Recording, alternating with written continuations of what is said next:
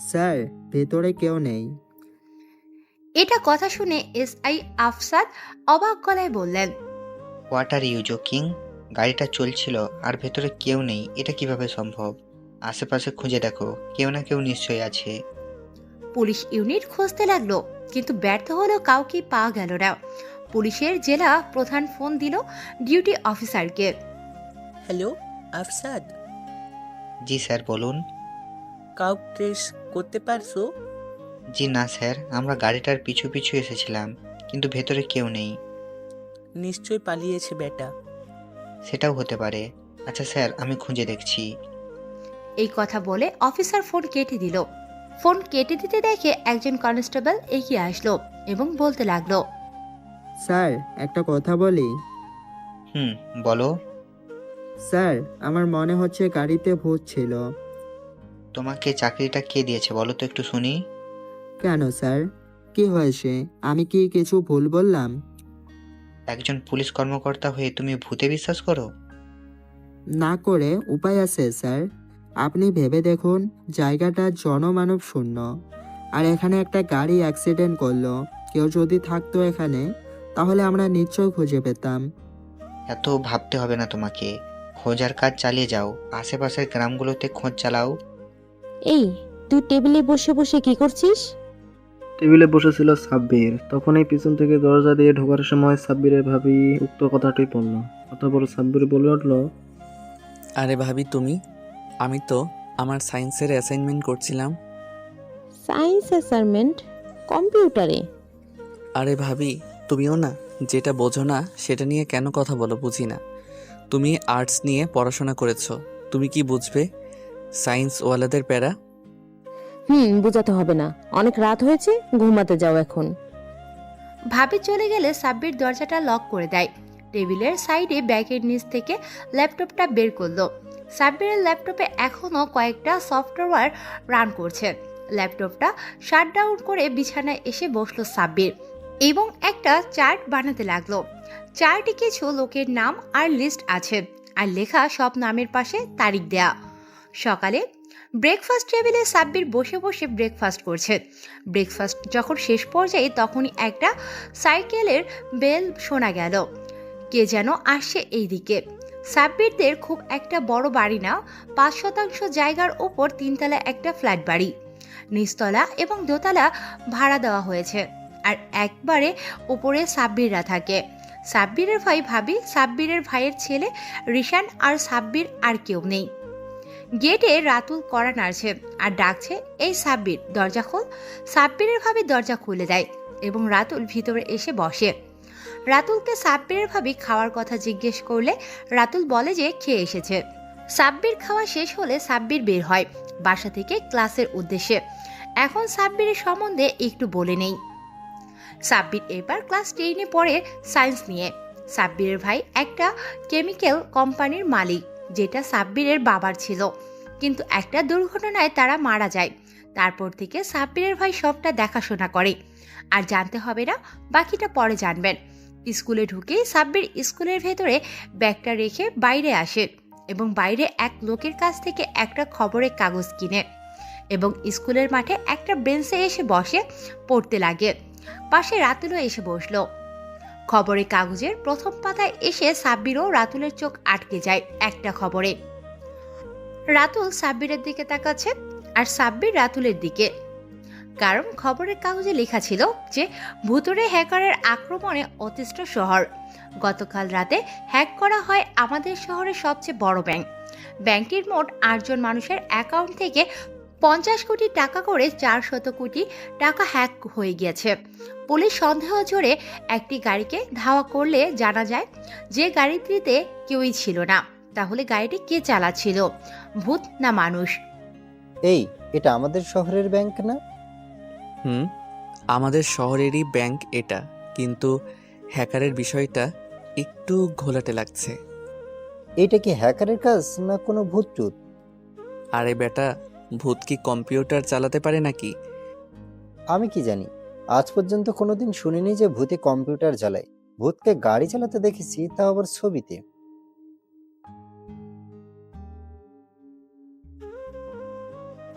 সেটা তো আমিও দেখেছি। আমার না অনেক শখ একজন বড় মাপের হ্যাকার হব এবং মানুষের উপকার করব। হ্যাকার হওয়া মুখের কথা না, সাইবার ওয়ার্ল্ডে টিকে থাকতে দম লাগে, দম। আর কি কি লাগে? অনেক পরিশ্রম, দক্ষতা, নিজেকে লুকিয়ে রাখার ক্ষমতা আর একটুখানি ইচ্ছা ভালো কাজ করার। ব্যাস, তুইও হতে পারবি। কিন্তু হ্যাকিং জগতের অনেক ডার্ক সাইড আছে, সেসব থেকে নিজেকে দূরে রেখে চলতে হয়।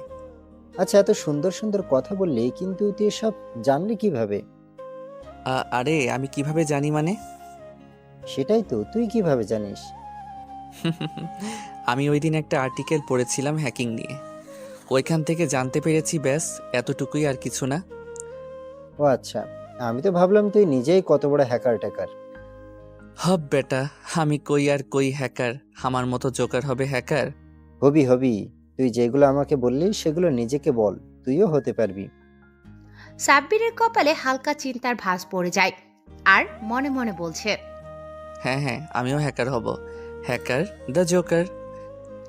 এইসব কথা বলতে বলতে স্কুলের বেল বেজে গেল। সাব্বির আর রাতুল দ্রুত পায়ে স্কুলের দিকে অগ্রসর হতে লাগলো।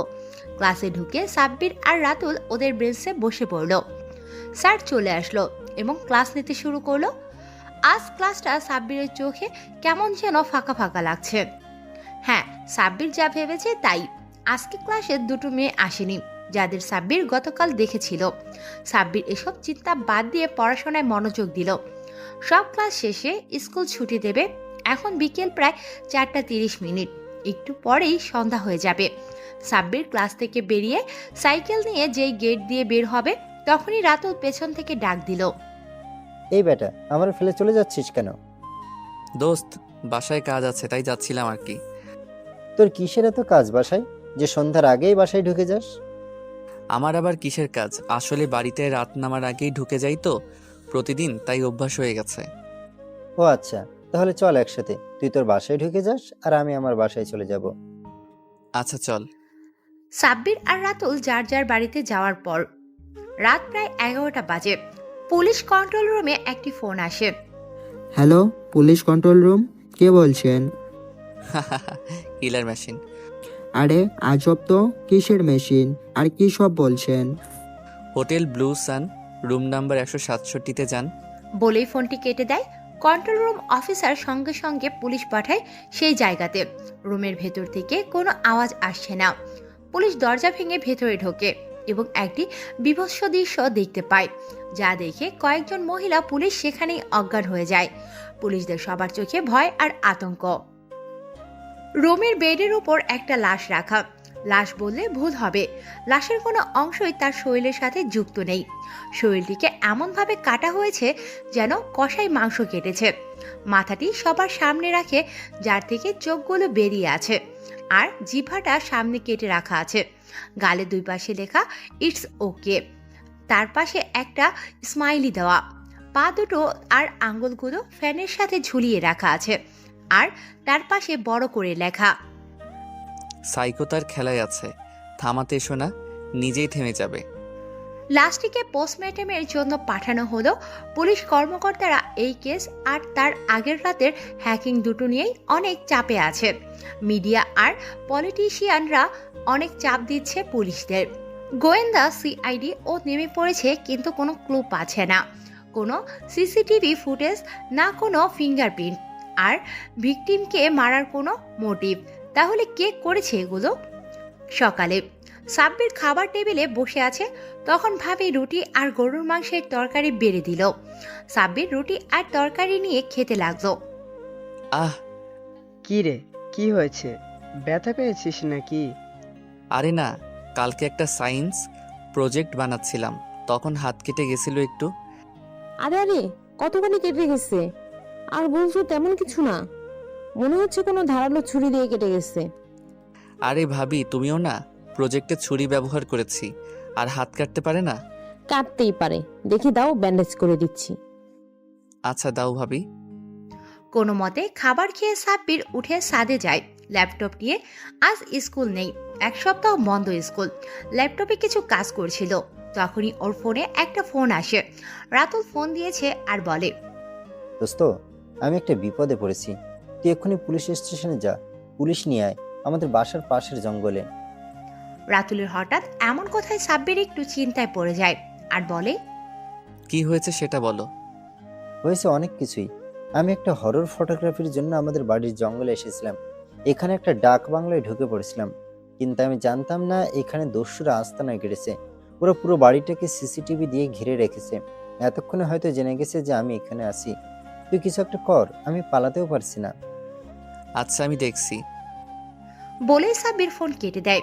দুশোরা বসে বসে সিসিটিভি ফুটেজ দেখছিল। তখনই ওরা ক্যামেরায় রাতুলকে দেখতে পায়। ওরা হয়তো ভেবেছিল যে রাতুল চলে যাবে, কিন্তু রাতুল ওদের মধ্যে থেকে কিছু লোককে দেখে ফেলে। রাতুল যদি এখান থেকে বেরিয়ে যায় তাহলে নিশ্চিত পুলিশ ডেকে আনবে, তখন ওদের ক্ষতি হবে। তাই ওরা রাতুলের খোঁজে কয়েকজনকে পাঠায়। ক্যামেরার কারণে রাতুল বেরিয়ে যেতে পারছে না, কারণ ও লুকিয়ে আছে। এখন কোথাও গেলে সবাই দেখতে পারবে, তাই চুপটি বেড়ে সিঁড়ির নিচে লুকিয়ে আছে। দস্যুরা ক্যামেরায় রাতুলকে দেখতে পারছে না। হঠাৎ ওদের ক্যামেরাগুলো বন্ধ হয়ে গেল। কম্পিউটারগুলোতে লেখা উঠল, you have been hacked. Sabbir রাতুলকে ফোন দিল আর বলল, রাতুল, তুই এক দৌড়ে বেরিয়ে আয়, পিছনে তাকাবি না। আরে তুই আমাকে মারার ধান্দা করতেছিস? তোকে বললাম পুলিশ ডাক্তার, তুই বাঁচতে চাইলে যেটা বলেছি সেটা কর। আমার কিছু হবে না তো? না, হবে না, ইনশাল্লাহ বেরিয়ে আয়। রাতুল সাব্বিরের কথা মতো বেরিয়ে এলো। তখনই আকাশে কয়েকটা হেলিকপ্টার দেখা গেল আর স্পেশাল ফোর্স চলে এলো। রাতুলকে গেটের বাইরে থেকে দুজন অফিসার ধরে সরিয়ে দিল আর ফোর্স ভিতরে ঢুকে গেল। রাতুল পরিস্থিতি পিছিয়ে উঠতে পারছে না। হঠাৎ করে এখানে এত ফোর্স কেন? আবার হেলিকপ্টারও এসেছে। সেই সাথে ওইদিকে দস্যুরা হঠাৎ হেলিকপ্টারের আওয়াজ শুনে কয়েকজন বেরিয়ে দেখতে পেল যে আকাশে হেলিকপ্টার উড়ছে। তারা যেই কিছু করতে যাবে তখনই মাথায় বন্দুকে মাথা দিয়ে বাড়ি দিয়ে মাটিতে শুইয়ে দেয় ফোর্স, আর ভেতরে ঢুকে যায়। ভেতরে গোলাগুলি হচ্ছে, গুলির আওয়াজে জঙ্গলের পাখিগুলো উড়ে যাচ্ছে। কিছুক্ষণ পরে ফোর্স সব কয়টাকে ধরে নিয়ে এলো। ওদের মধ্যে অর্ধেকের বেশি মারা গেছে। এই ছেলে আমাদের ইনফর্ম করেছে, কে তুমি? রাতুল এখনো শকটের মধ্যে আছে। কি হয়েছে সব ওর মাথার উপর দিয়ে যাচ্ছে। অনেক ভয় পেয়েছে রাতুল, কোনো রকমে মরতে মরতে বেঁচেছে। রাতুল মনে মনে প্রতিজ্ঞা করেছে যে আর জীবনেও এরকম জায়গাতে আসবে না। অফিসার আবার ওর প্রশ্ন করলো, এই ছেলে কথা বলছো না কেন? ভয় পেয়েছো? না স্যার, আমি আপনাদের ইনফর্ম করিনি। অফিসার রাতুলের উদ্দেশ্যে পানির বোতল এগিয়ে দিল আর রাতুল বোতলটা নিয়েই ঢক ঢক করে পানি গিলতে লাগলো। লোকাল পুলিশদের ইনফর্ম করেছে সেনাবাহিনীর লোকেরা। পুলিশ কিছুক্ষণের ভেতরেই চলে আসবে ডেড বডিগুলো নিয়ে যেতে। রাতুলকে বাসায় পৌঁছে দেওয়া হচ্ছে। রাতুলদের বাসার সামনে একটি মাঠে হেলিকপ্টার থেকে রাতুলকে নামিয়ে দেওয়া হলো। রাতুল নিচে নেমে সাব্বিরকে দেখতে পেল। সাব্বির কালো হুডি পরে সানগ্লাস পরে সাইকেল নিয়ে দাঁড়িয়ে আছে। হেলিকপ্টার চলে যাওয়ার পর, কিরে, কেমন অভিজ্ঞতা হলো? শালা তুই একটা জাতীয় বেঈমান, একটা কথাও বলবি না। তুই কিভাবে পারলি আমাকে বাঁচাতে না আসতে? আরে আমি তো তোকে বাঁচানোর ব্যবস্থা করলাম। মানে কি বলতে চাস তুই? তুই তোর মতো একটা বাচ্চা ছেলে সেনাবাহিনীর সাথে যোগাযোগ করে আমাকে বাঁচিয়েছি? বাচ্চা বলবি না একদম। এই বাচ্চা না থাকলে আজকে গুলি খেয়ে ঝাঁঝরা হয়ে পড়ে থাকতি। কিন্তু কিভাবে করলি? আর তোর কথা এরা বিশ্বাস করে নিল? আমাদের দেশের যে অবস্থা, পুলিশ আসে না কোনো বিপদে, আর সেনাবাহিনী চলে এসেছে, আর আজকে আমি হেলিকপ্টারে উঠলাম প্রথমবারের মতো। জাস্ট চিল মাই বয়, এখন বাড়িতে চল, আর এখন আর এসব কাউকে বলবি না। আচ্ছা। সাব্বির আর রাতুল বাড়িতে আসার পর রাতুল বাসায় বসে বসে ভাবছে, সাব্রের মধ্যে নিশ্চয়ই বিশেষ কিছু আছে, আর আমাকে সেটা খুঁজে বের করতে হবে। পরদিন সাব্বির কালকে কিছুদিনের জন্য ওর খালাতো ভাই মেহেদির বাসায় যাবে ইংল্যান্ডে, তাই প্যাকিং করছে। হঠাৎ ফোন বেজে উঠল। টুট টুট টুট টুট টুট। ফোন রিসিভ করতে সাব্বির বলে উঠল, হ্যালো মেহেদি, বল কি অবস্থা? আর কেমন থাকি বল? যেমন ছিলাম তেমনই আছি। তুই কেমন আছিস? আমি ভালো আছি। কালকেই আসছিস তাই না? হ্যাঁ, কালকে সকালে রওনা দেব। আচ্ছা তাহলে আয়, আর আমার জন্য তেঁতুল নিয়ে আসিস। ভাই, দেশের তেঁতুলের তুলনা হয় না। আচ্ছা নিয়ে আসবো। এখন রাখি, ভালো থাকিস। পরের দিন সকালে সাব্বির ভাই ভাবি সবার থেকে বিদায় নিয়ে গাড়ি নিয়ে এয়ারপোর্টে যাচ্ছে। এয়ারপোর্ট যাওয়ার পথে গাড়িটা একটা সিগন্যালে দাঁড়ালো। সিগন্যালে বিরক্ত লাগছিল সাব্বিরের, আর ক্রস রোড দিয়ে বিশেষ গাড়িও যাচ্ছিল না, তবুও সিগন্যালে আছে। সাব্বির ল্যাপটপ বের করে কিছু একটা করলো। সিগন্যালের টাইম অর্ধেক হয়ে গেল। অনেকে ব্যাপারটা লক্ষ্য করলো, কিন্তু বুঝতে পারলো না কি হচ্ছে। সাব্বির জানালার কাজ সরিয়ে একটু বাইরে তাকালো। তখনই দেখতে পেল পাশের রোডে একটা গাড়ি দিয়ে একটা মেয়ে বাইরে আরেক গাড়ির বাচ্চাদের সাথে খেলা করছে এবং বিভিন্ন মুখভঙ্গি করে ভেঙচি কাটছে। ব্যাপারটা সাব্বির এনজয় করতে লাগলো, আর না চাইতেও অজান্তেই সাব্বিরের মুখে একটা হাসি ফুটে উঠল। মেয়েটা বোধ হয় সালোয়ার কামিজ পরেছে। মেয়েটাকে খুব একটা খারাপ লাগছে না, যার কারণে সাব্বির চোখ সরাতে পারছে না, কিন্তু দূর থেকে খুব একটা পরিষ্কার দেখা যাচ্ছিল না। তাই সাব্বির ব্যাগ থেকে ক্যামেরাটা বের করে নিল দেখার জন্য।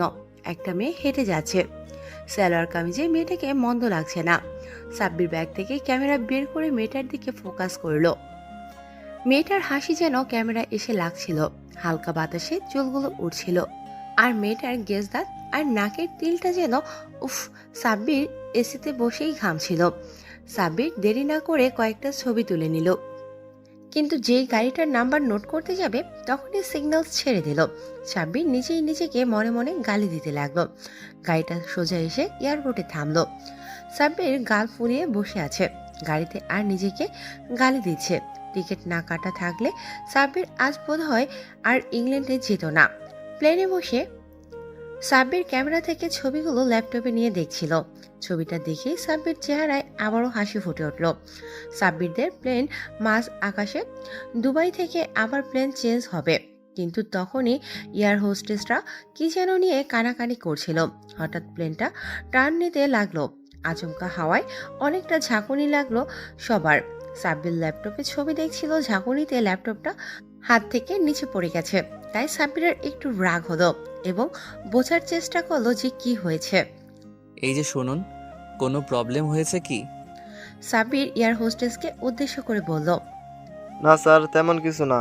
কারা যেন প্লেনটাকে ম্যানুয়ালি কন্ট্রোল করতে চেষ্টা করতেছে। কি? এটা তো সাংঘাতিক ব্যাপার। হ্যাঁ স্যার, আপনি চিন্তা করবেন না, আমাদের এক্সপার্ট বিষয়টা দেখতেছে।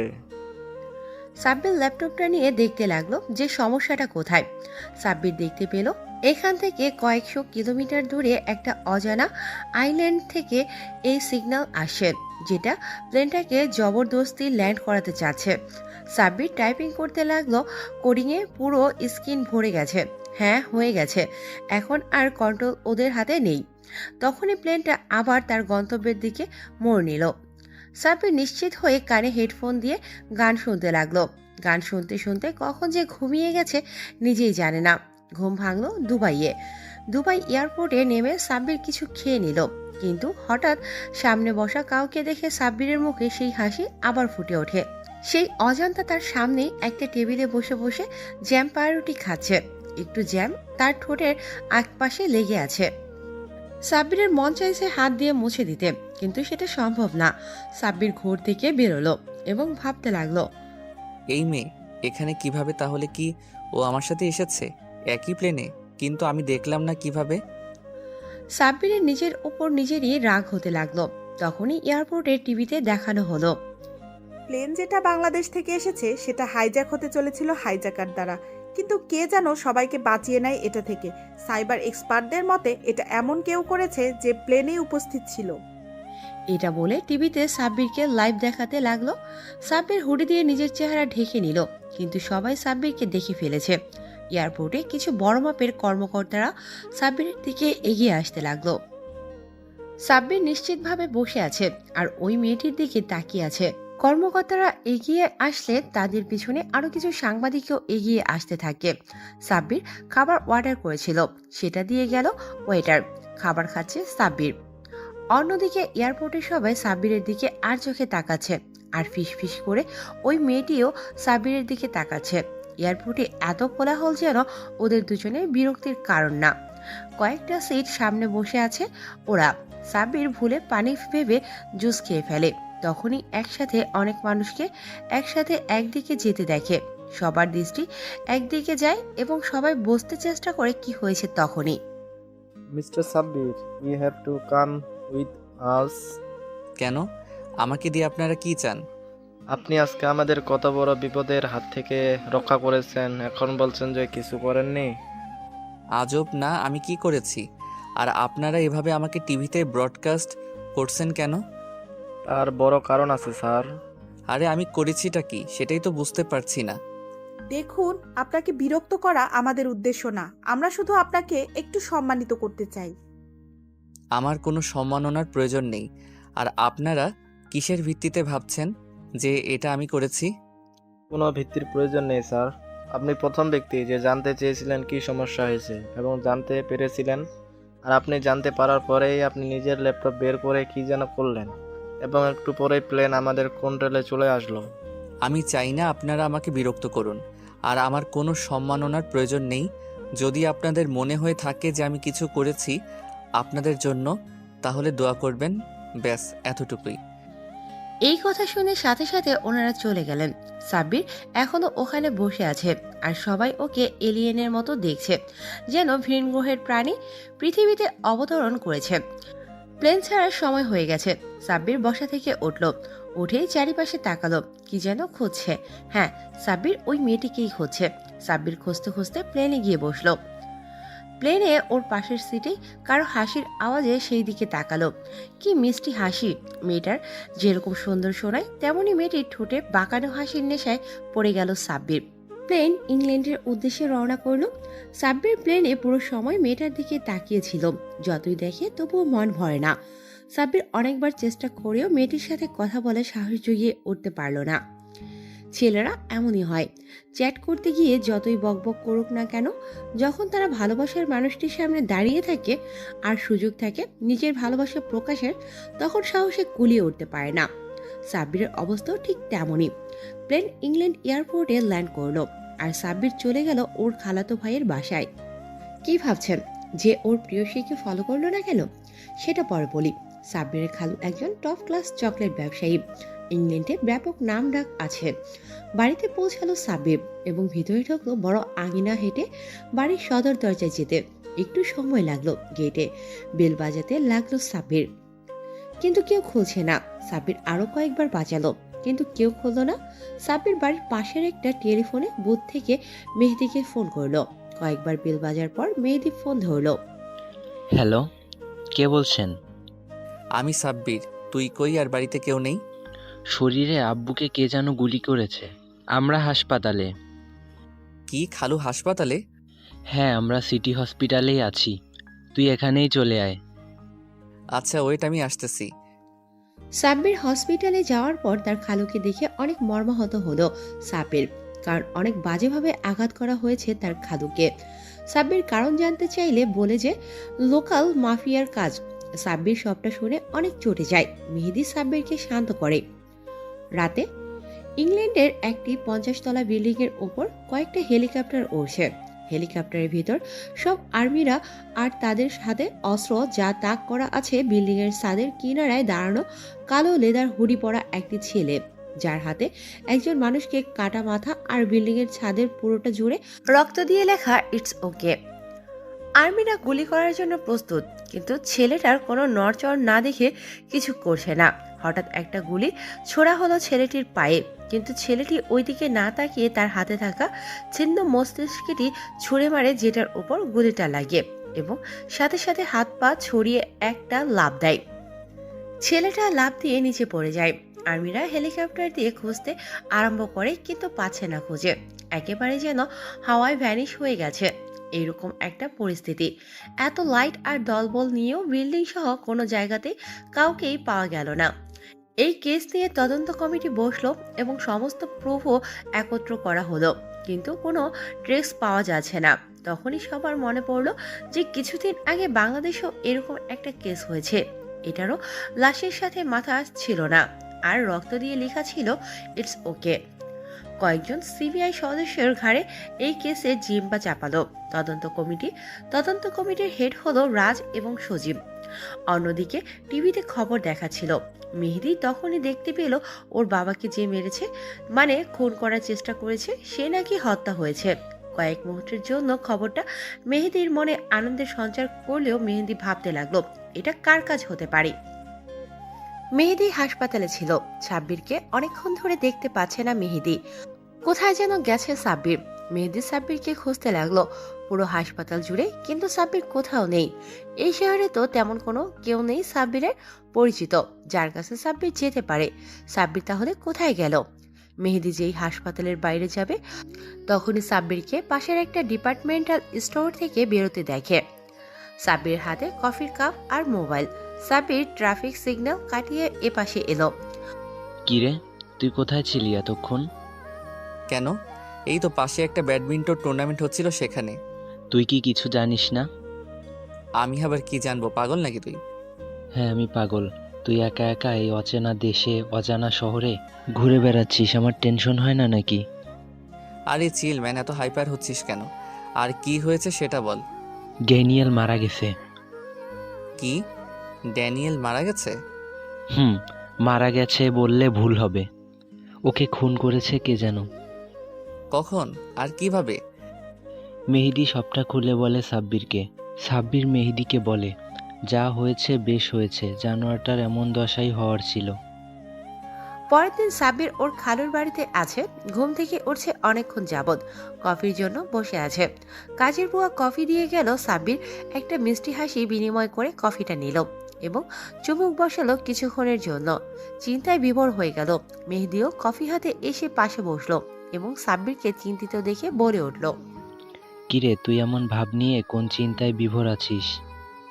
তেমন কিছু না, এমনি ভাবছিলাম খালু বাড়িতে ফিরবেন কবে।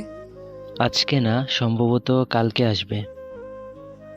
অন্যদিকে কেসের ইনভেস্টিগেশনের অফিসার রাজ এবং সজীব তদন্ত করতে করতে বাংলাদেশ গিয়ে পৌঁছেছেন। ওনারা বাংলাদেশের সেই সাইকো কিলার কেসটি ঘেটে দেখলেন। সব একেবারে হুবহু মিলে যাচ্ছে, কিন্তু কিছু জায়গায় পৃথক এবং কিছু বৈষম্য আছে। তবুও বলা যায় যে এগুলো একজনেরই কাজ, কিন্তু কে আর দুইটা মার্ডারের মাঝখানে সময়ের ব্যবধান কম। ইন্সপেক্টর তার কেবিনে বসে আছেন। সিবিআই অফিসার সজীব আর রাজ বসে বসে কেস নিয়ে আলোচনা করছে। অফিসার, আপনার কি মনে হয় যে এই কাজগুলো একজনেরই?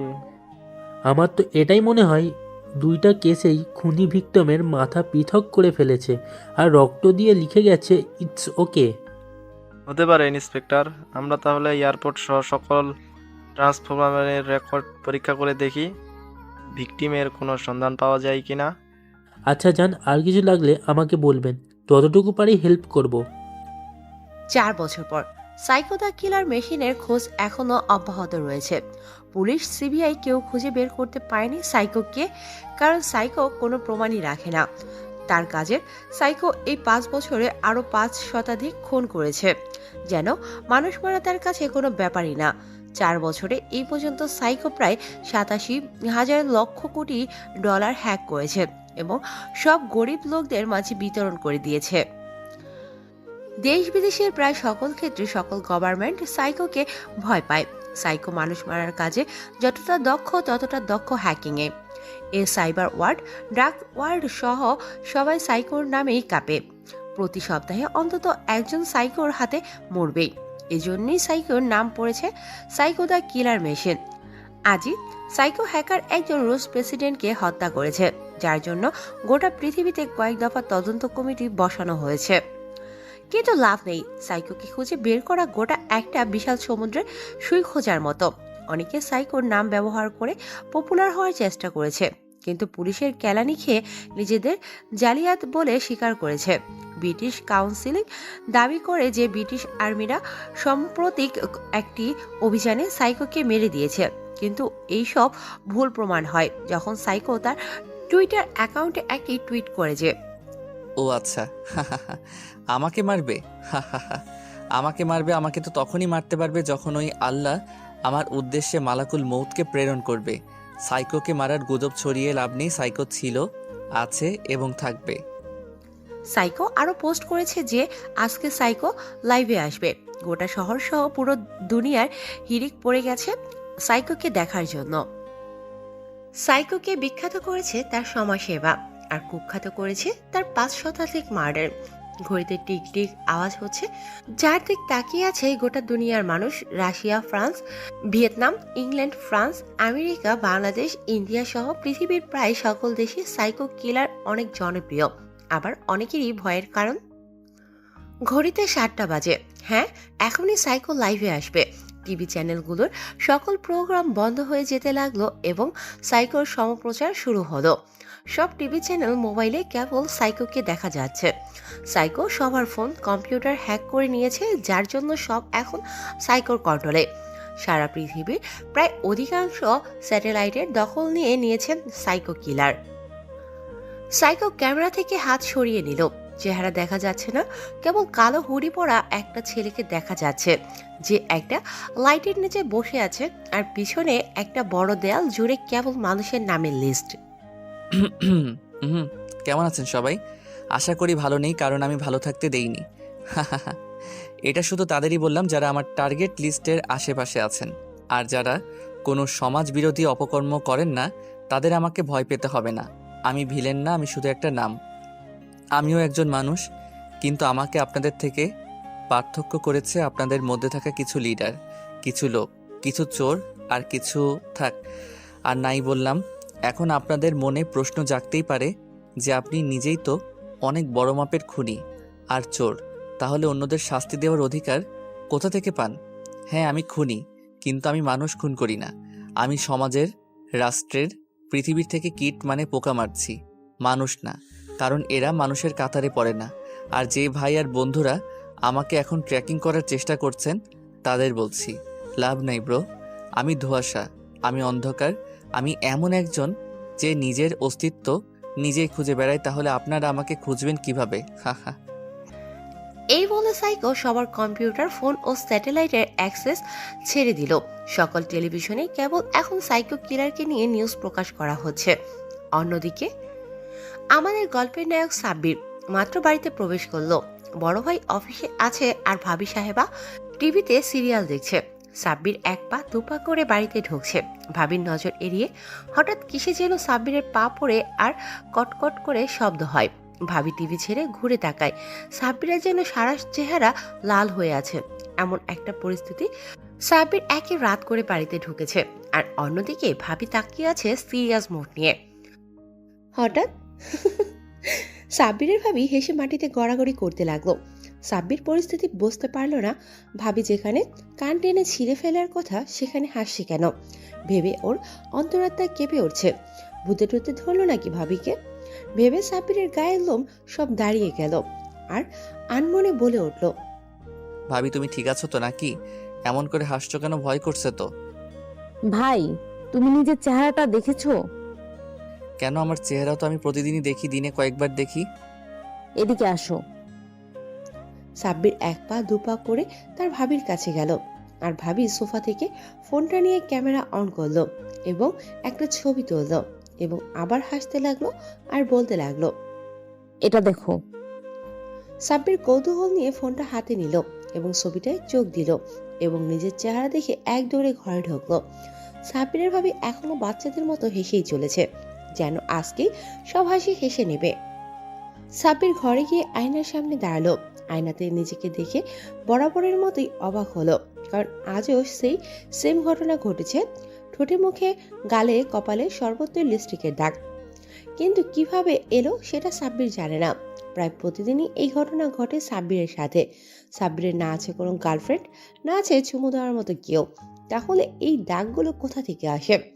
সেই ভেবে সাব্বির খাটে বসে পড়ল। চিন্তায় কপালে ভাঁজ পড়ল। কে দেয় এই চুমুগুলো, সেটা সাব্বিরকে দেখতে হবে। এই চুমুগুলো প্রায় রাতেই এই সময় বা ভোরে ঘুম থেকে উঠলে দেখা যায়। সাব্বির সিদ্ধান্ত নিল যে কাল ঘর থেকে বেরোবে না, আর সারা ঘর সিসি ক্যামেরা লাগাবে, যাতে দেখতে পারে কে এই কাজ করে। অন্যদিকে জাতিসংঘ সিদ্ধান্ত নিয়েছে যে এইবার আরো জোরালোভাবে এক সাইকো ফাইটিং মিশন শুরু করবে। তার 20 সদস্যের একটা প্রিমিয়াম টিম বানাবে, যার হেড হবে ব্রুস আর কোক হেড হবে সাইবার এক্সপার্ট শামসুল হাবিব। এই টিমের জন্য বিশ্বের সর্বত্র থেকে 10 জন মারাত্মক হ্যাকার, 5 জন খ্যাতনামা গোয়েন্দা আর 5 জন অ্যাডভাইসার নিয়োগ দেওয়া হয়েছে। এইবার সাইকোকে ধরেই ছাড়বে সবাই। তাই সাইকো লাইভ ডাটা ট্রান্সমিশন থেকে আবারও তদন্ত শুরু করবে। ব্রুস, যার দায়িত্ব পেয়েছে শামসুল হাবিব। সাব্বির ক্যামেরা অর্ডার দিয়েছে। কিছুক্ষণ পরে কেউ একজন সাব্বিরকে মেসেজ দিল ফোনে।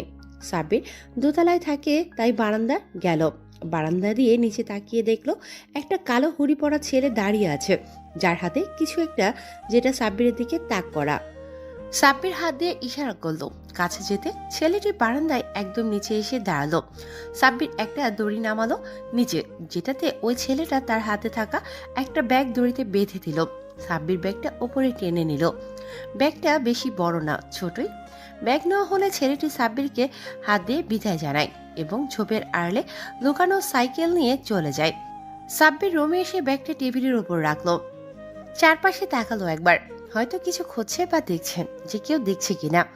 চারপাশে তাকিয়ে সাব্বির টেবিলের ড্রয়ারটা টান দিল এবং একটা ছুরি বের করে সেলোটেপে পেঁচানো ব্যাগটা কেটে একটা প্যাকেট বের করে নিল, যেটা একটা ফোনের বক্সের মতো কিছু ছিল। সাব্বির বক্সটা খুলে ফেললো এবং ভেতর থেকে বেরিয়ে এলো 3টে ক্যামেরা, যেগুলোর সাইজ একটা আঙুলের 3 ভাগের 1 ভাগ হবে, মানে অনেক ছোট। এছাড়াও একটা মিনি কন্ট্রোলার আর অ্যান্টেনা। হ্যাঁ, এতক্ষণে বোঝা গেল সে সাব্বির কি করতে চলেছে। সাব্বির ক্যামেরাগুলো ওর রুমের 3 কোণায় লাগিয়ে দিল, যাতে ফাঁস হয় এবং সমাধান হয় লিপস্টিকের দাগের রহস্য। ক্যামেরাগুলো সহ সব সেট আপ করে সাব্বির একটু ল্যাপটপটা হাতে নেয়। ল্যাপটপে কয়েকটা ইনক্রিপ্ট মেসেজ ছিল, যেগুলো সাব্বির ডিকটিপ করলো এবং কিছু দেখতে পেল যা ওর টনক নাড়িয়ে দিল। সাব্বির অনেক চিন্তিত হয়ে পড়ল যে কি করবে সেটা ভেবে। ওর অস্তিত্ব এখন ঝুঁকিতে আছে। কে যেন ওকে কিছু ছবি পাঠিয়েছে, যেগুলো সাইবার ওয়ার্ল্ডে তুফান উঠিয়ে দেবে। সাব্বির বারান্দায় গিয়ে দাঁড়িয়ে পকেট থেকে সিগারেট বের করলো এবং ধরিয়ে টানতে লাগলো আর মনে মনে বলছে, না, আমার মাথা গরম করলে চলবে না। যা করতে হবে সব ঠান্ডা মাথায় করতে হবে। সাব্বির সিগারেটটা শেষ করে ল্যাপটপটা নিয়ে বসলো। উৎস খুঁজতে লাগলো মেসেজগুলোর। যে করেই হোক সাব্বিরকে জানতে হবে কে এই ব্যক্তি যে আমার পরিচয় ফাঁস করার পথে নেমেছে। সাব্বির অনেক চেষ্টা করেও মেসেজগুলোর কোনো সোর্স পাচ্ছিল না। যে সাইবার ঘোস্ট সাইবার ওয়ার্ল্ডেই গায়েব হয়ে গেছে একেবারে। রাত 3টে বাজে। সাব্বির এখনো ল্যাপটপ নিয়ে বসে আছে, কিন্তু খুঁজে বের করতে পারছে না যে কে করেছে এটা। কোনো প্রমাণই নেই। ওর মাথা গরম হতে লাগলো, কে এই ব্যক্তি যাকে আমি খুঁজে বের করতে পারছি না। তাহলে কি আমার থেকেও বড় কেউ আছে এই পৃথিবীতে, যে আমার থেকেও বেশি ট্যালেন্টেড আর কিলার মাইন্ডেড? এসব ভাবতে ভাবতে সাব্বিরের মাথা কাজ করছে না, যেন এখনই অবশ হয়ে যাবে। সাব্বির ল্যাপটপে টাইপ করতে করতে ঘুমিয়ে গেল। ঘুমানোর একটু পরেই কিছু একটা ঘটলো। সাব্বির সকালে ঘুম থেকে উঠে ল্যাপটপ সহ কাল রাতের খাওয়া সিগারেটের অংশগুলো সব ঠিক করে নিল, যাতে ভাবি দেখতে না পারে। সাব্বির সবটা গোছগাছ করে নাস্তার টেবিলে গেল। নাস্তার টেবিলে যেতে ভাইয়া এসে বসলেন, সাথে ওর ভাইস্তা ও ভাবি। অতঃপর তার ভাবি হঠাৎ করে বলে উঠল, তোমার ভাইয়ের জন্য মেয়ে দেখো। কেন? আমার ভাই আবার কি করলো? সাব্বিরের ভাবি কোনো কথা না বলে সাব্বিরের ভাইকে সাব্বিরের দিকে তাকাতে বললেন। তার ভাইয়া সাব্বিরের দিকে তাকালো এবং ভ্রু কুঁচকে বোঝার চেষ্টা করলো যে কি হয়েছে। তখনই তার ভাইয়া কিছু একটা দেখে বললেন, কি রে, কালকে রাতে কোথায় গিয়েছিলে? কোথায় মানে? আমি আবার কোথায় যাব? আমি তো ঘরেই ছিলাম। তাহলে তোর গার্লফ্রেন্ড বাড়িতে এসেছিল? আরে ভাইয়া ভাবি, তোমরা এসব কি বলছো? আমার তো কোনো গার্লফ্রেন্ডই নেই। তাহলে বাড়িতে আনবো কোথা থেকে? আমরা এমন কি বললাম যে বিরক্ত হচ্ছিস? আয়নায় নিজের চেহারাটা দেখ আগে। কি আমার চেহারা? তোর চেহারা ভালো করে দেখ, তারপর বুঝতে পারবি আমরা কিসের ভিত্তিতে কথা বলছি। সাব্বির তৎক্ষণাৎ উঠে আয়নার সামনে গেল এবং দেখলো যে গালে সেই চুম্বনের দাগ, মানে কেউ যে কিস করেছে সেটা স্পষ্ট বোঝা যাচ্ছে। অতঃপর সাব্বির বলে উঠল, ভাইয়া ভাবি বিশ্বাস করো, আমি কিছুই জানি না এই দাগগুলো কোথা থেকে আসে। এটা নিত্যদিনের ব্যাপার। আমরা এত কিছু জানি না। 1 মাস সময় দিলাম, ওই মেয়েকে নিয়ে বাসায় হাজির হবি। শুভ কাজটা সেরে ফেলবো।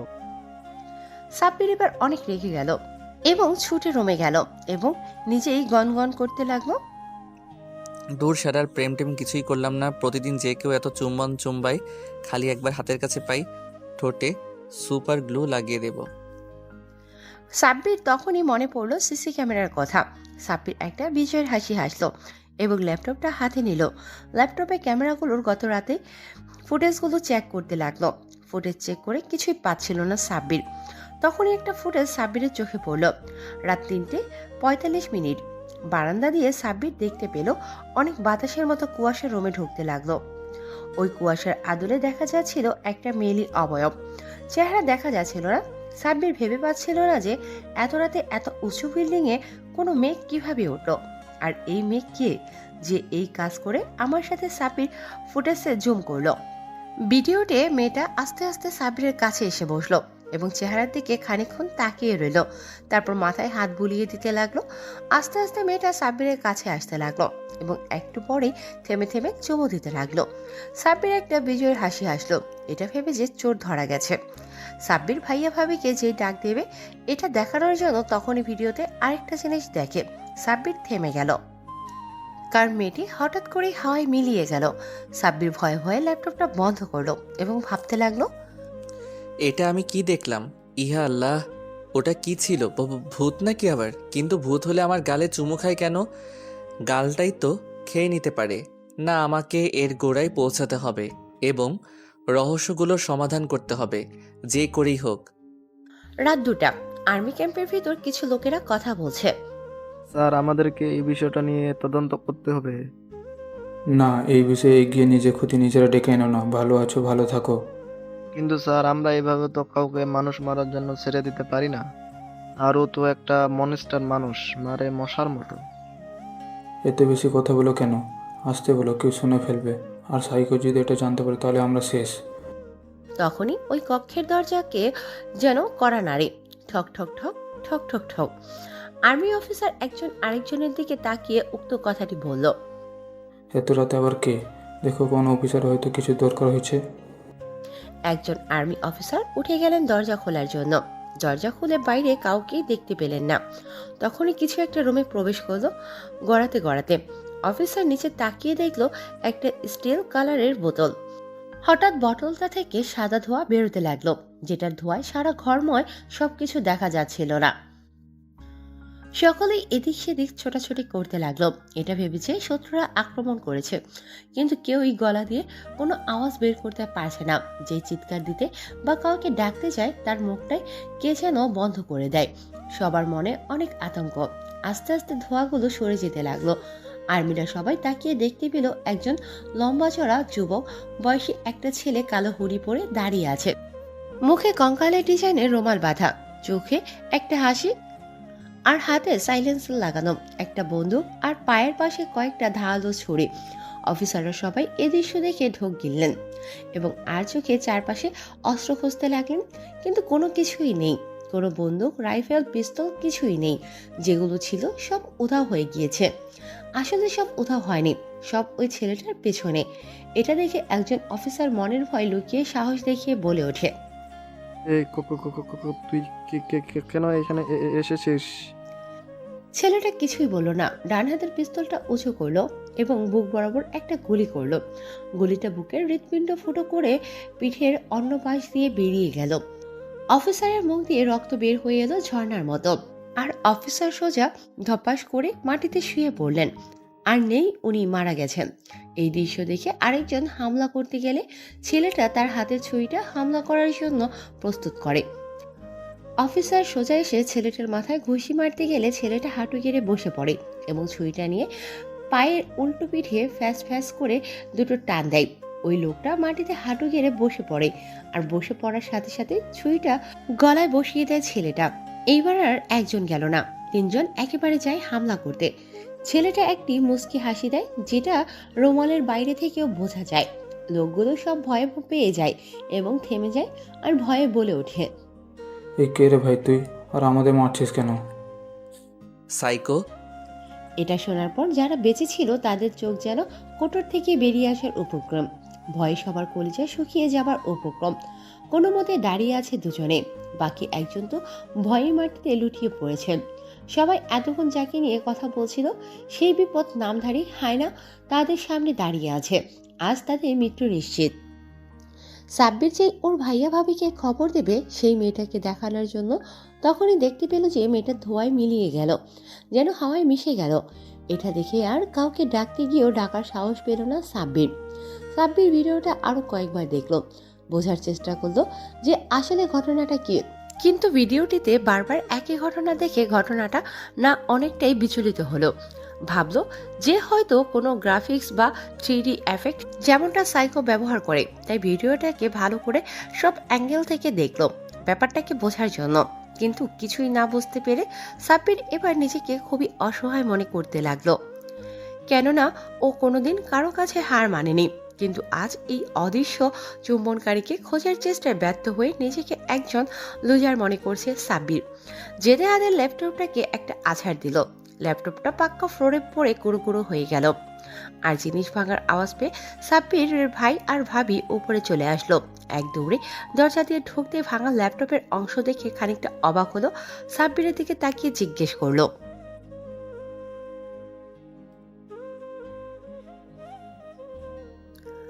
সাব্বির কোনো উত্তর না দিয়ে সোজা বের হয়ে গেল বাড়ি থেকে বাইক নিয়ে।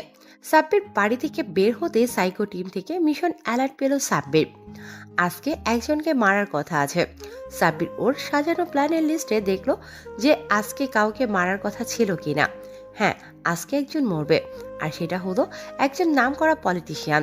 সাব্বির অপেক্ষা করছে একটা কনফারেন্স হলের সামনে। কনফারেন্স শেষ হতেই দলে দলে লোক বের হতে লাগলো।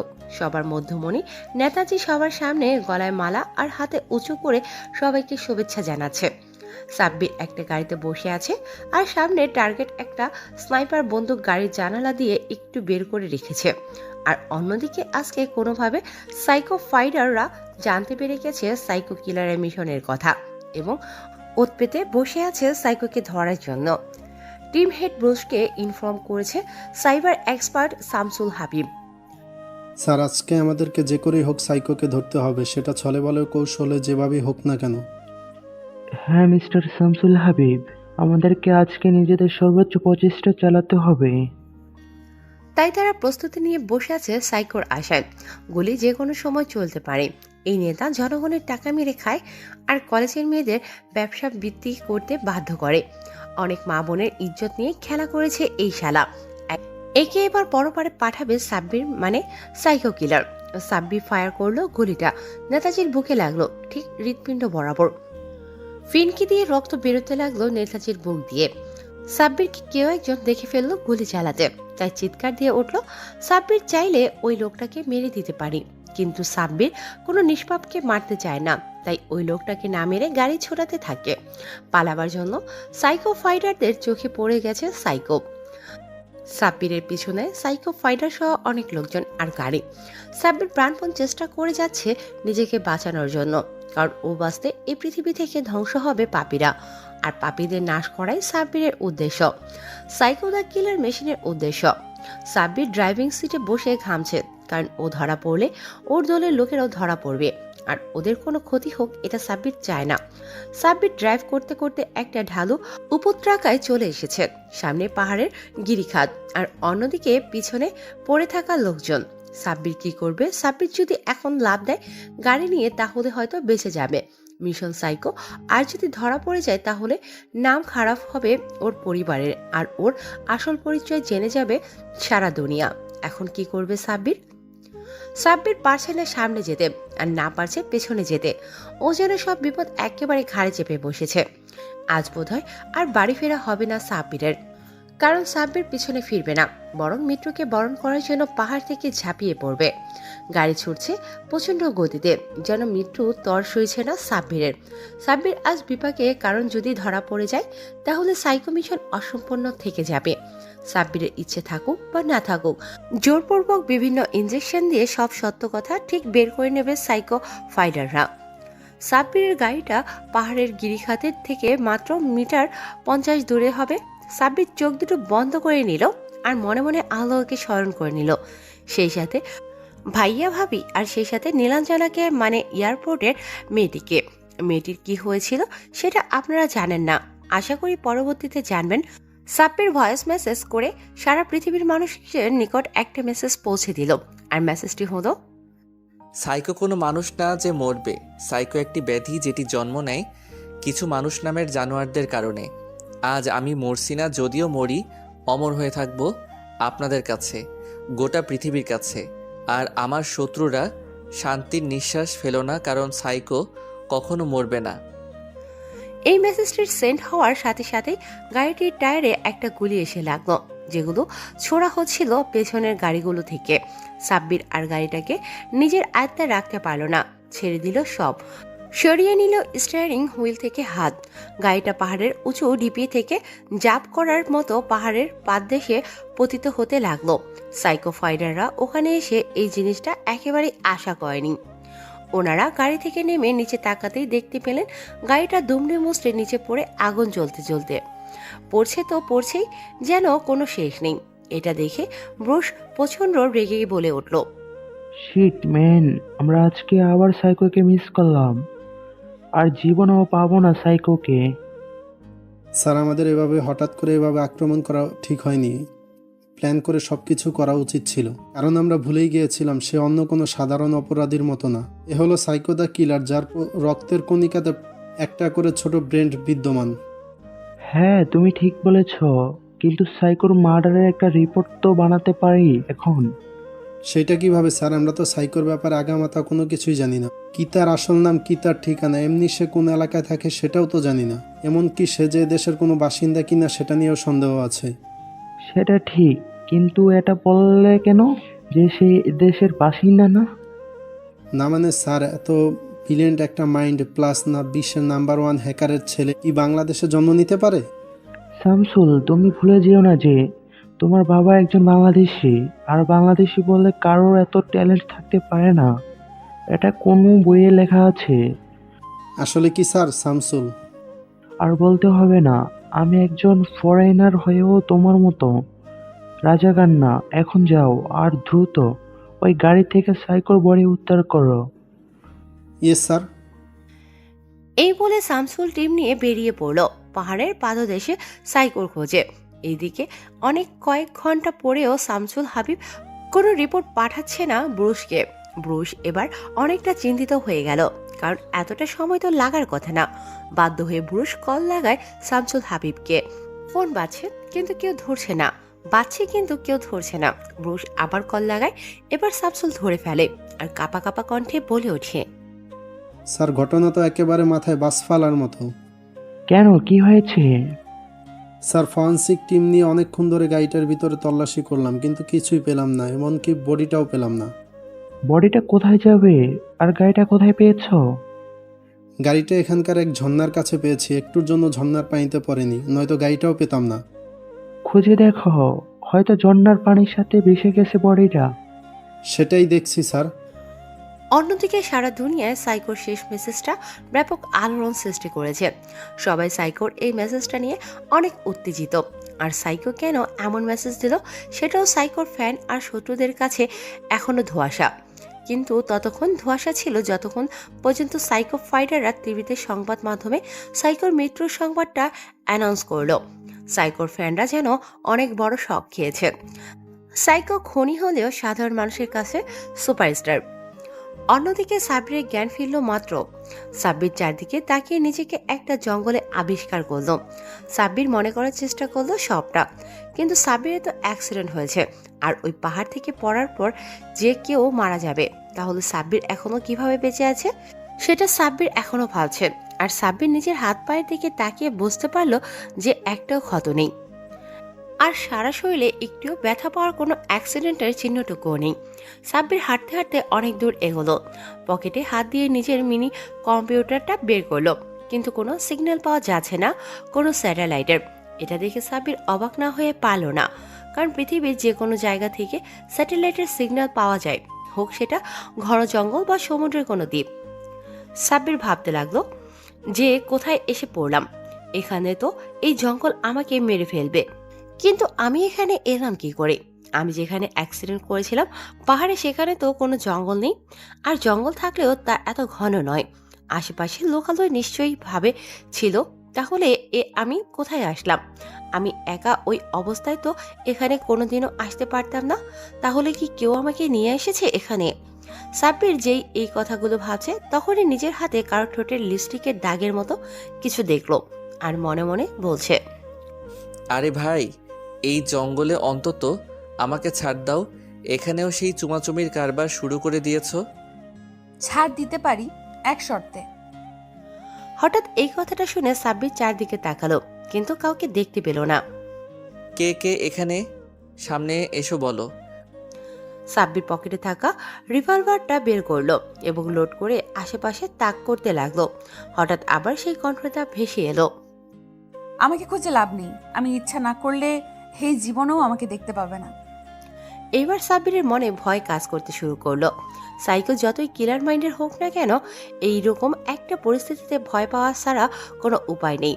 অতঃপর সাব্বির বলে উঠল, আরে কে তুমি, আর কেন আমাকে ফলো করছো? নিজের ভালো চাও তো পালাও এখনই। আমার পরিচয় জানতে পারলে এখনই জামা কাপড় খুলে দৌড়াবে। আমি দৌড়াবো না, তুমি আমাকে দেখলে দৌড়াবে। তুমি জানো আমি কে? হ্যাঁ, আমি জানি তুমি সাইকো। তো তোমার ভয় করছে না? একটা মেয়ে মানুষ হয়ে আমার সাথে এই জঙ্গলে এভাবে কথা বলছো? তুমি সারা দুনিয়ার কাছে একজন খুনি হতে পারো, কিন্তু তোমারও মন আছে যেটাতে নেই কোনো দূষণ, তাই আমি তোমাকে ভয় পাই না। সাব্বির মেলি আওয়াজটা শুনতে পাচ্ছে, কিন্তু কাউকে দেখতে পাচ্ছে না। সাব্বির মেয়েটির সাথে কথা বলছে আর খুঁজছে। এই মেয়ে তুমি? এই মেয়ে কে তুমি, আর তুমি কোথায়? তোমাকে আমি দেখতে পাচ্ছি না কেন? দেখো, আমার সাথে ফাইজলামি করলে কিন্তু তোমার খবর আছে। আমার খবর করবে তুমি? দেখি কেমন পারো। এই বলে যেই আওয়াজে অধিকারিণী সাব্বিরের সামনে এসে দাঁড়ালো, থুক্কু ভাসতে লাগলো। সাব্বির কি বলবে ভেবে পাচ্ছে না, কারণ এই মেয়ে নাকি অন্য কিছু চেহারা সহ সারা শরীর নুনের মতো ঝকঝক করছে, আর মেয়েটি সাদা গ্রাউন্ড পরা আর পিছনে দুটো সাদা ডানা। এর মানে তুমি মানুষ না। এই বলে সাব্বির মাটিতে লুটিয়ে পড়লো। সাইকোর হাওয়া বেরিয়ে গেছে। সাব্বিরের যখন জ্ঞান ফিরল, তখন কারো চেহারা নিজের উপর অনুভব করলো, যেন কেউ তাকিয়ে আছে উবু হয়ে। তাহলে তুমি? এই মেয়ে আমার দিকে এভাবে তাকিয়ে আছো কেন? আরে ভাই, তুমি তো মেয়েই না। আল্লাহ মাবুদ জানে তুমি কি জিনিস। এই ছেলে বেশি কথা বললে ঘাড় মোটকে দেব। কি? তুমি জানো আমি কে? দিব্যি জানি। আর তুমি যতগুলো মার্ডার করেছো সব আমার ইশারায় করেছো। আমি বলেছি তাই তুমি করেছো। তুমি যখন লাশগুলোকে কাটতে, তখন আমি সাইডে বসে বসে দেখতাম। কি? আমি ঠিক বুঝলাম না, বুঝিয়ে বলো। আমি তোমার ইশারায় মার্ডার কেন করতে যাব? আমি পাপি টাপি খারাপ লোকদের শাস্তি দিয়েছি, এতটুকুই। এখানে তোমার ইচ্ছা প্রসঙ্গ কোথা থেকে আসলো? বুঝতে পারবে, আগে আমাকে বলতে দাও। পুরোটা বুঝতে গেলে তোমাকে আরো 15 বছর আগে যেতে হবে, মানে ফ্ল্যাশব্যাকে যেতে হবে। আমি বলছি, তুমি শোনো। আর আমার নাম হলো আমিরা। সাব্বির, তুমি জানো তোমার বাবা মায়ের আসল পরিচয়? হ্যাঁ, এটা জানি যে আব্বু একজন কেমিস্ট ছিলেন আর আম্মুও হালকা পাতলা জানতেন। না, তুমি ভুল জানো। তোমার আব্বু আর আম্মু রাশিয়ার দুজন নামকরা জেনেটিক্যাল ইঞ্জিনিয়ার ছিলেন, আর তোমার আব্বু ছিলেন একজন হাফ ব্লাডেড, মানে অর্ধেক মানুষ আর অর্ধেক এঞ্জেল। কারণ তোমার দাদাও একজন এঞ্জেল ছিলেন আমার মতো। আর আমার আব্বু আর তোমার আব্বু ছোটবেলা থেকেই বন্ধু ছিল, তাই ওনারা ওনাদের বন্ধুত্বকে আত্মীয়তায় পরিণত করার জন্য ছোটবেলায় আমাদের বিয়ে দিয়ে দেন। তখন আমি সবকিছুই বুঝতাম, কিন্তু তুমি ললিপপ ছাড়া কিছুই চিনতে না। নিজের বউকে তো দূরের কথা। হি। আহারে কষ্ট রে, টুরু কষ্ট। বেশি হাসলে কানের 2 আঙ্গুল নিচে একটা মারবো। আমি সিরিয়াস কথা বলছি। আর উনি দাঁত সবগুলো বের করে হাসছেন। আচ্ছা, আর কিছু বলবো না, তোমারে তো আর বিশ্বাস নাই। তো যা বলছিলাম, তোমার আব্বু আম্মু অনেক ভালো সায়েন্টিস্ট ছিলেন, আর ওনারা কোনো দুর্ঘটনায় মারা যাননি। ওনাদের হত্যা করা হয়েছিল। কি? কারা মেরেছে শুধু নাম বলো। একবারে এক একটা করে এমনভাবে মারবো যেন মৃত্যুও ওদের দেখে ভয় পায়। সাব্বির, শান্ত হও।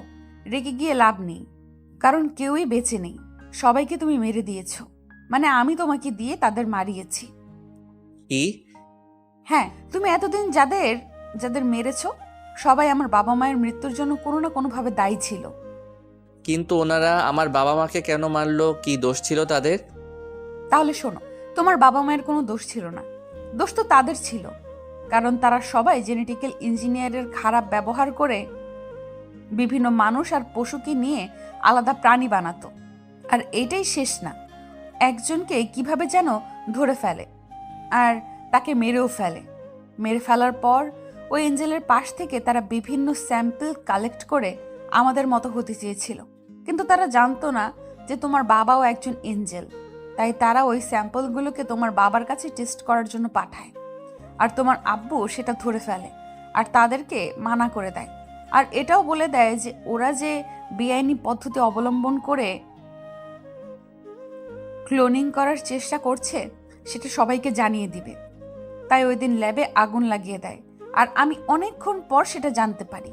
আর সেখানে গিয়ে দেখি তোমার আব্বু আর আম্মু মারা গেছে, আর তুমি এক সাইডে বেহুশ হয়ে পড়ে আছো।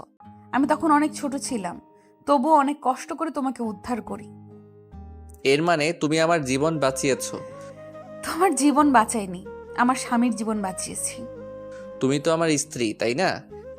হ্যাঁ অবশ্যই, কোনো সন্দেহ আছে? তাহলে আমাকে না জানিয়ে প্রতিদিন আমায় কিস করে যেতে কেন? সেটা তোমাকে বলবো কেন? আমার স্বামীকে আমি চুমু দেই, জড়িয়ে দেই, আদর করি, সেটা আমার ব্যাপার। আইসে স্বামী স্বামী করতে। আমিরা, আমাদের দুনিয়ার খবর কি এখন? সবাই জানে যে সাইকো মানে তুমি মারা গেছো। ও, তাহলে তো বাড়িতে যাওয়াই যায়। যাওয়া যায়, কিন্তু আমাকে রেখে যেতে পারবে না, গেলে আমাকে নিয়ে যেতে হবে। আরে বাচ্চাদের মতো কাঁদে কেন? আমি তোমাকে নিয়েই যাব।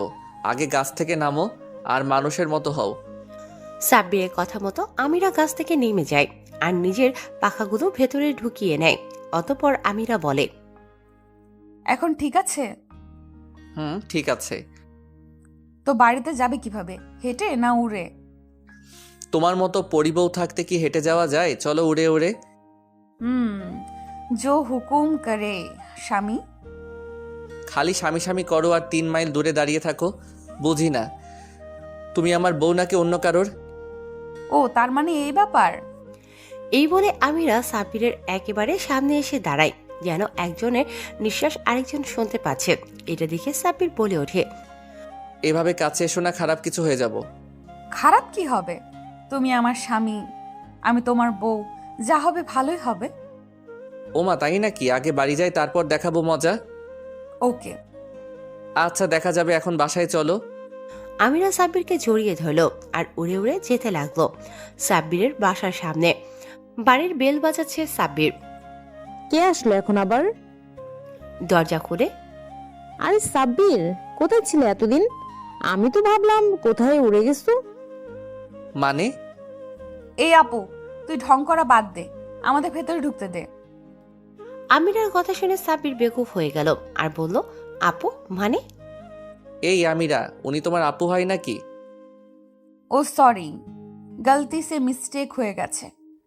তোমাকে বলতে ভুলে গেছি যে তোমার ভাবি আমার বড় বোন হয়। আসলেই? কিন্তু ভাবি, তুমি আমাকে কোনোদিন এসব বলনি কেন? কিভাবে বলবো? আর বললেই তুমি বিশ্বাস করে নিতে। সেটাও ঠিক। এই আপু সর, ভেতরে ঢুকতে দে, বাইরে পুলিশ ওকে খুঁজছে। কেন খুঁজবে? কেউ কি চেনে নাকি সাব্বিরকে? সবাই চেনে সাইকোকে, আর সাইকো মারা গেছে, তাই খোঁজাখুঁজির কিছু নেই, চিল মারো। তোমাদের সব কথা আমার মাথার উপর দিয়ে যাচ্ছে। ভাবি, তোমরা তলে তলে এত কিছু, আর আমি কিছুই জানি না। জানোই তো কি হয়েছে, আমরা তো জানতাম, আর এখন তুমিও জানো, কিন্তু তোমার ভাই জানে না, আর কোনোদিন জানবেও না। আচ্ছা ভাবি, বাদ দাও। এই যে আমার বউ আমিরা, তুমি তো জানোই, আর কি বলবো। আমি ভেতরে গেলাম, আমি প্রচুর ক্লান্ত, আর ভাইয়াকে কিভাবে ম্যানেজ করবা এটা তোমার ব্যাপার। কোথায় যাব? ওপরের তলায় যাচ্ছি, তোমার যেতে মনে চাইলে তুমিও আসো। এই সাব্বির, আমাকে রেখেই চলে যাবা? আমি যাব না, এটা কোনো কথা? আমি ওপরে ঘুমাতে গেলাম আর আমিরাও আমার সাথে। আমি বিছানায় পড়তেই ঘুমিয়ে গেলাম। অন্যদিকে শামসুল, ব্যাপারটা আমার মাথায় ঢুকছে না। সাইকো কোথায় গেল? স্যার, এটা তো সারা দুনিয়ার মানুষের কথা, সবাই সাইকোর লাশ দেখতে চাইছে, কিন্তু সাইকোকে আমরা কোথায় পাবো? সাইকো মারা গেছে এটা আমরা জানি, কিন্তু লাশ ছাড়া কিভাবে প্রুফ করব?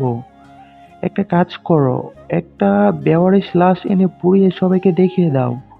এত প্রেশার আর মাথায় যাচ্ছে না। Okay sir. এই ঘটনার 3 বছর পর সাব্বির এখন একটা সফটওয়্যার কোম্পানির মালিক, আর আমিরা এক বাচ্চার মা, মানে সাব্বিরের একটা ছেলে হয়েছে, আর তার নাম রাখা হয়েছে আহিল। অন্যদিকে আজকে সাইবার ওয়ার্ল্ডে একটি মেসেজ আবার সবাইকে ভাবাচ্ছে। সেটি হলো সাইকো কোনো মানুষ না যে মরবে, সাইকো একটা চিন্তাভাবনা যার কোনো মৃত্যু নেই। সমাপ্ত।